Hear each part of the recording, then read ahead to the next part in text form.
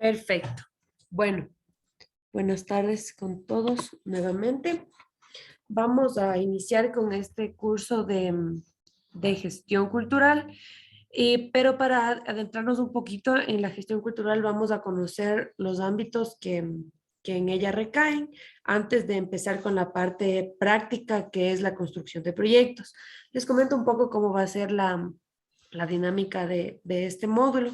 Vamos a tener estas dos clases que sería lunes y miércoles de más o menos de teoría, ¿sí? Una teoría no tan profunda, pero sí para conocer como les comento, los ámbitos, qué interviene en la cultura, cuáles son los ejes, conocer un poquito del Sistema Nacional de Cultura, quién nos rige, cuáles son las instituciones que están a cargo de la cultura en Pichincha. Y, ajá, eso haremos las dos primeras clases. A partir de la segunda semana ya empezamos con la construcción de nuestro proyecto cultural.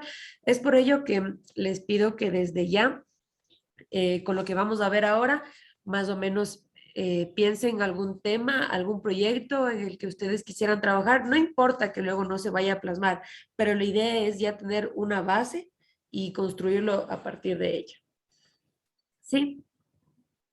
Perfecto. Entonces, ¿qué temas vamos a tratar en esta primera clase? Hablaremos un poco de las industrias culturales, hablaremos de qué es la cultura, ¿sí? Desde un punto de vista teórico académico. Vamos a topar también el patrimonio, la identidad y la tradición, la educación y las artes, que son estos ámbitos que están de una forma relacionadas directamente con la cultura. Perfecto. Entonces, vamos a iniciar con las industrias culturales. Las industrias culturales se dedican netamente a la creación, distribución y producción de bienes y servicios culturales. De esta forma contribuye a la economía y al desarrollo del país. En este caso, la Dirección de Información del Sistema Nacional de Cultura, en conjunto con el Ministerio de Cultura y Patrimonio, crearon la cuenta Satélite de Cultura. Este es un documento informativo con el fin de obtener las estadísticas que posteriormente ayudarán a la toma de decisiones para este sector y a través de los resultados de este documento fortalecer las industrias culturales y creativas. El Ministerio de Cultura y Patrimonio, como ente rector del Sistema Nacional de Cultura, tiene algunos objetivos que cumplir, los cuales son la interculturalidad, proteger y promover la diversidad de las expresiones culturales, incentivar la libre creación artística, la producción, difusión y disfrute de bienes y servicios culturales, salvaguardar la memoria y el patrimonio cultural y garantizar el derecho pleno de los derechos culturales. Bien, ahora vamos a centrarnos en los tipos que existen. Si recapitulamos un poco, hablamos de la cuenta satélite. Esto les hablé que es un documento. Sí, esta nos ayuda a reflejar el aporte de estos ámbitos culturales en la economía nacional. Estos ámbitos se han enfocado en 8 sectores, los cuales son artes escénicas y performance, artes plásticas y visuales, audiovisual, creación literaria, musical y teatral, diseño, formación artística, libros y publicaciones y producción en conjunto con la edición digital. Todos estos ámbitos son los que, según las industrias culturales, aportan a la economía del país. ¿Sí? Y para hacer el análisis de los sectores culturales dentro de las relaciones sociales y económicas, se aplica una cadena de valor. ¿Qué es una cadena de valor? Esta es aquella que examina y divide a la compañía o también al proyecto en sus actividades estratégicas más relevantes, ¿sí? Esto con el fin de entender cómo funcionan los costos, las fuentes actuales y en cómo radica esta diferenciación, cómo tratarla y cómo aplicarla. ¿Sí? Para las industrias culturales, las siguientes fases son la creación, la producción, difusión, promoción y el consumo y la participación.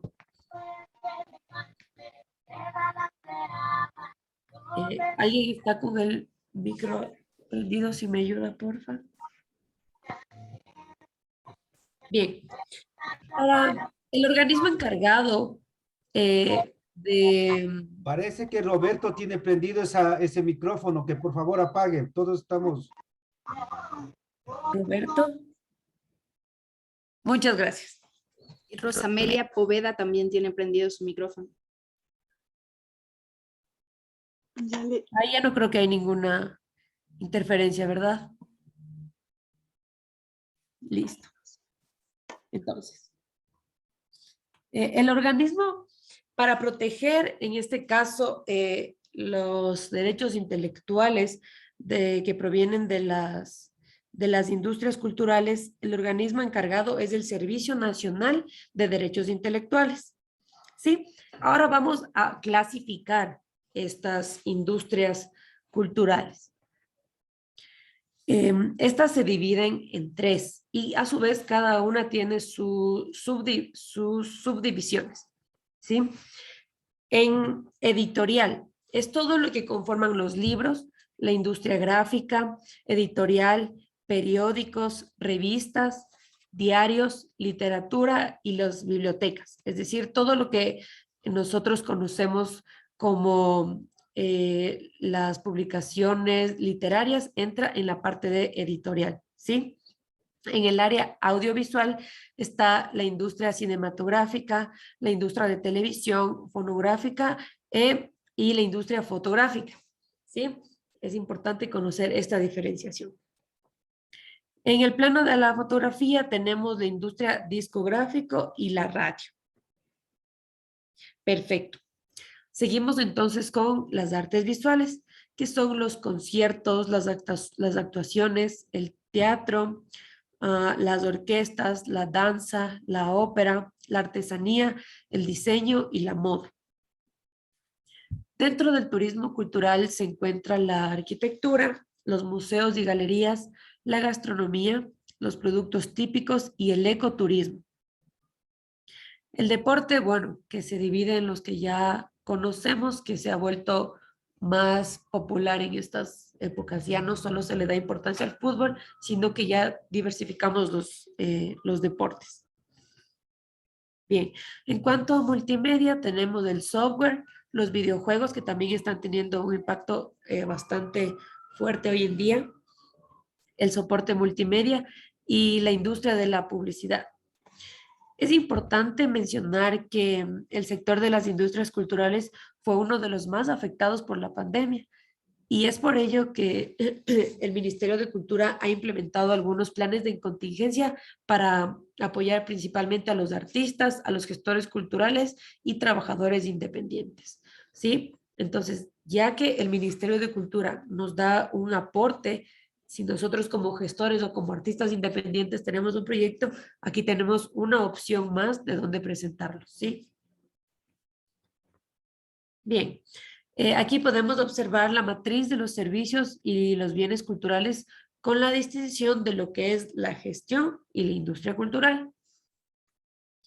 En la gestión cultural están lo que son museos y la entidad escénica, más en la industria cultural está la cinematográfica, fonográfica, comunicación, industria del libro y otras, ¿sí? Como las que ya habíamos mencionado anteriormente. ¿Alguna pregunta hasta ahí?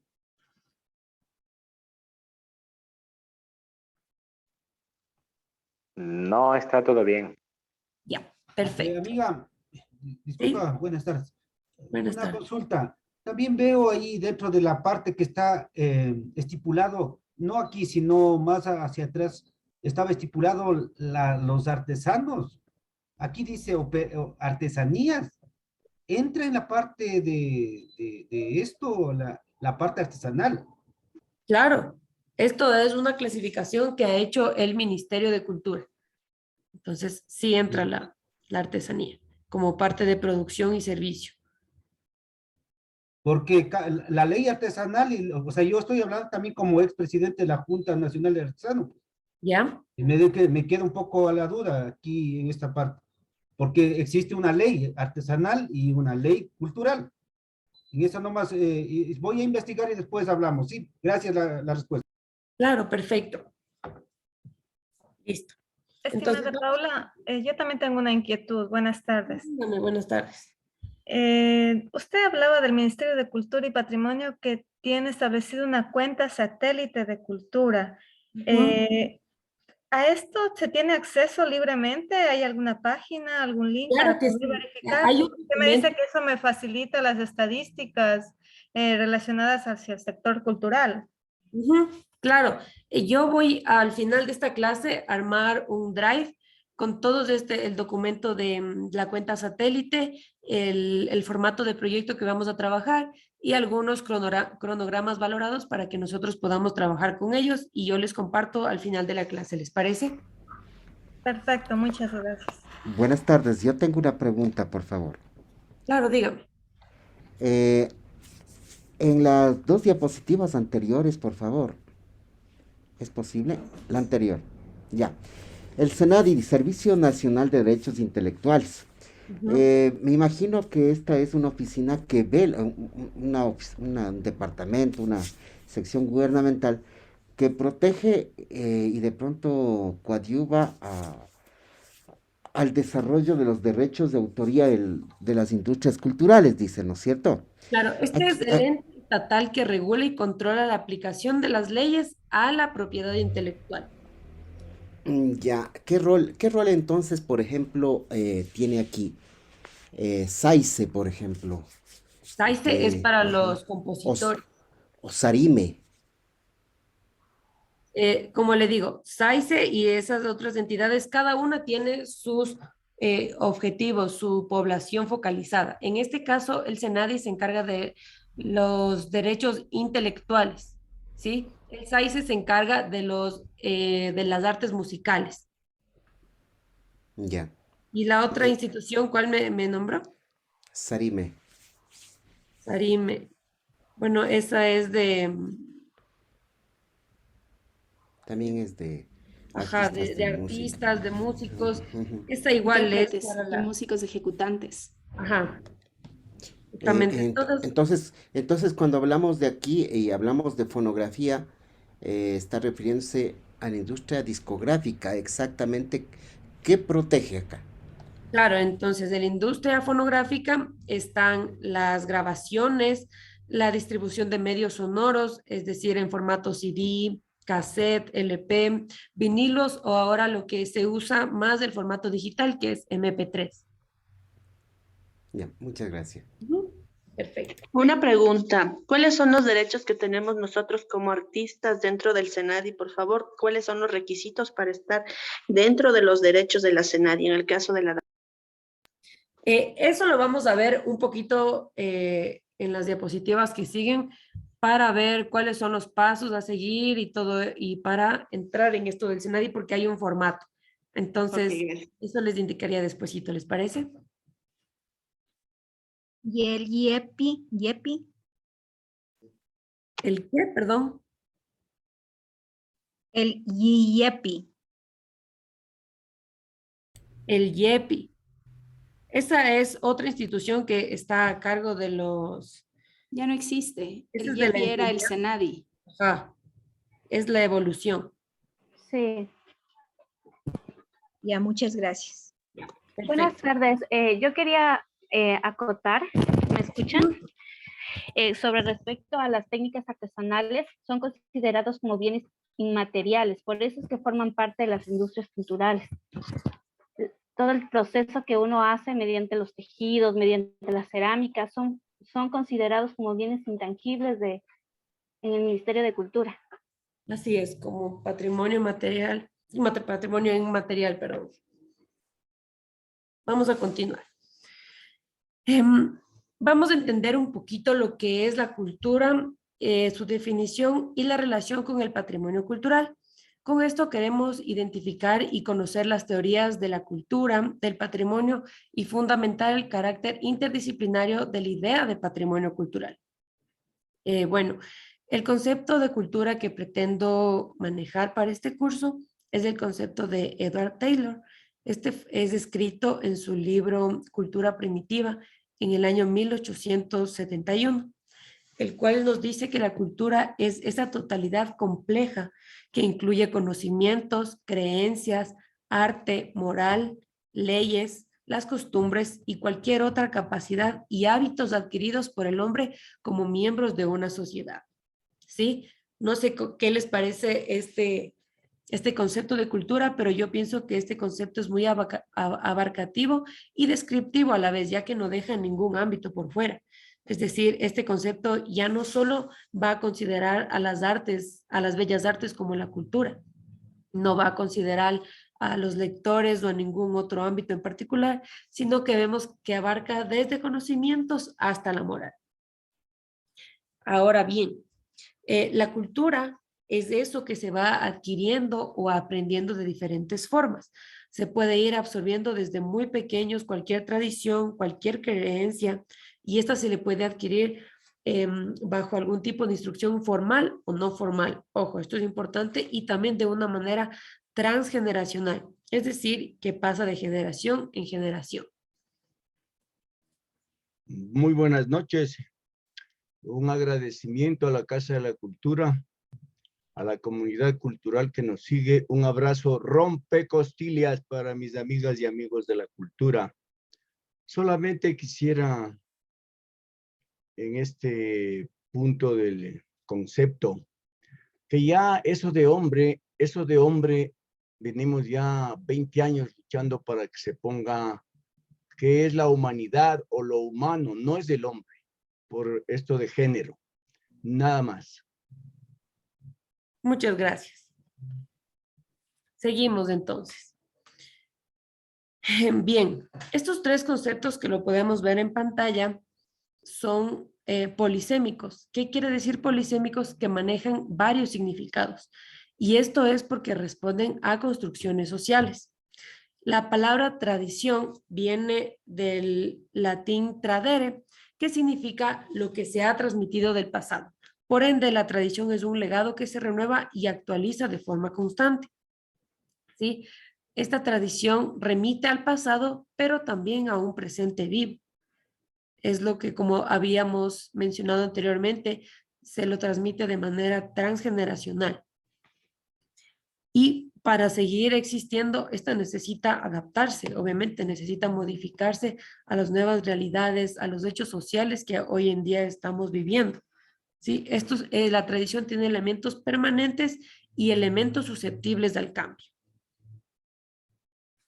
Perfecto.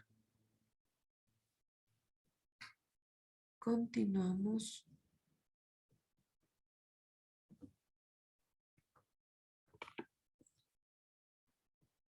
Ahí está. En cuanto al patrimonio, lo que mencionaban anteriormente. En este caso, el patrimonio es todo aquello que socialmente se considera digno de conservación, independientemente de su carácter utilitario. ¿Sí? También se menciona que el patrimonio es una invención y una construcción social, el cual ha ido adquiriendo un carácter polisémico. ¿Quién me puede recordar qué significaba esta palabra polisémico? Varios significados. Perfecto, muchas gracias, Lisbeth. Entonces, el patrimonio está compuesto por dos partes, los símbolos y la representación, las cuales se dividen en patrimonio material e inmaterial. Estos poseen un valor ético y simbólico frente a la sociedad.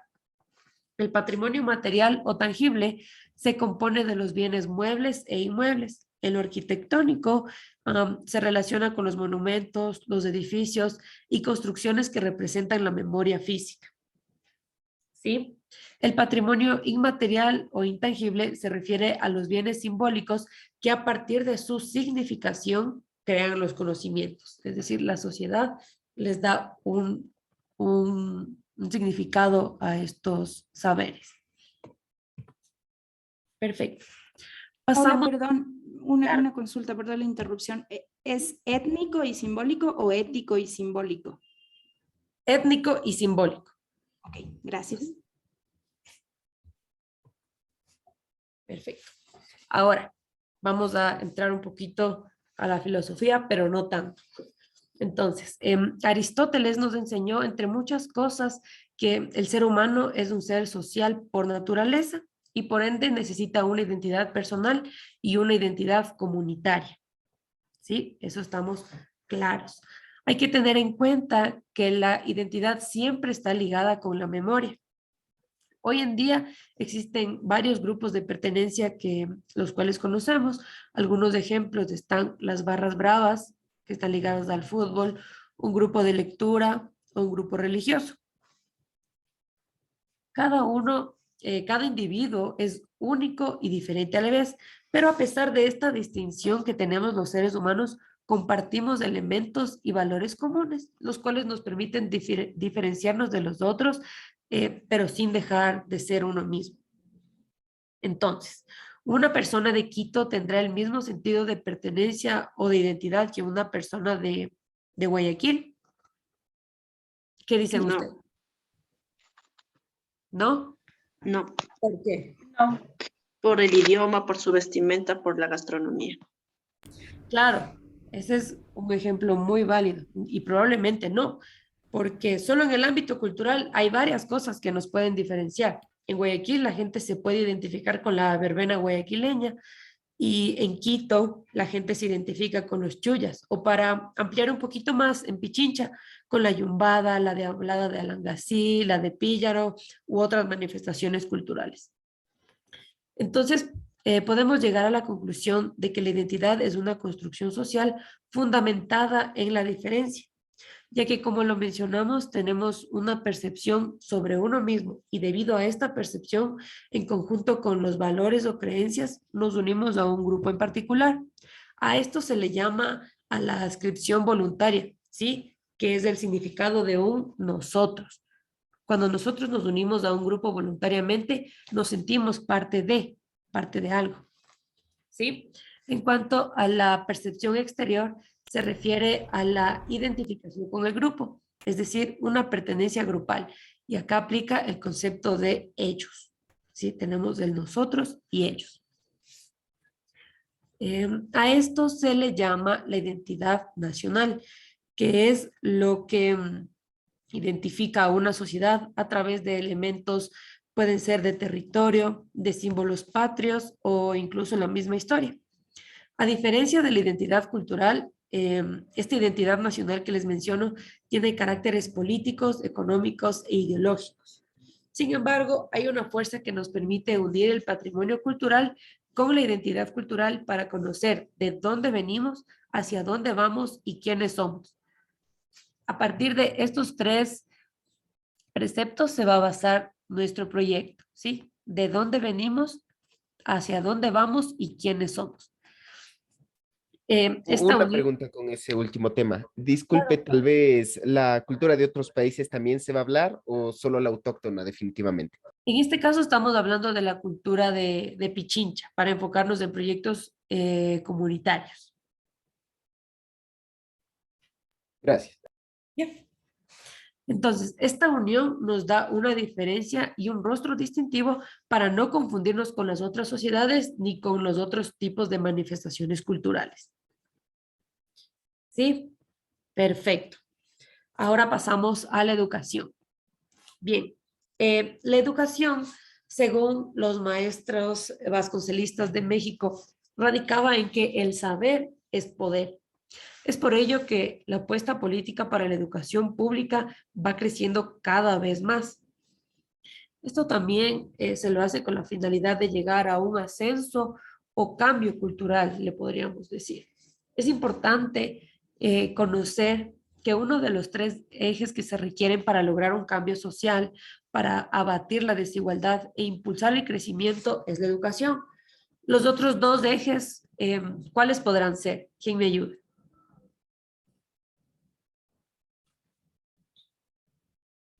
Los otros dos ejes para tener un cambio social.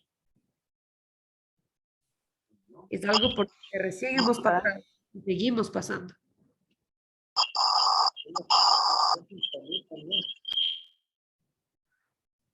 ¿Alguien? ¿Podría ser la política y la economía? También está ligado Lo cultural. lo cultural también, pero hablábamos que la educación entra en la parte cultural. Les decía que hemos pasado recién por esto. Entonces, los otros dos ejes son la salud, ¿sí?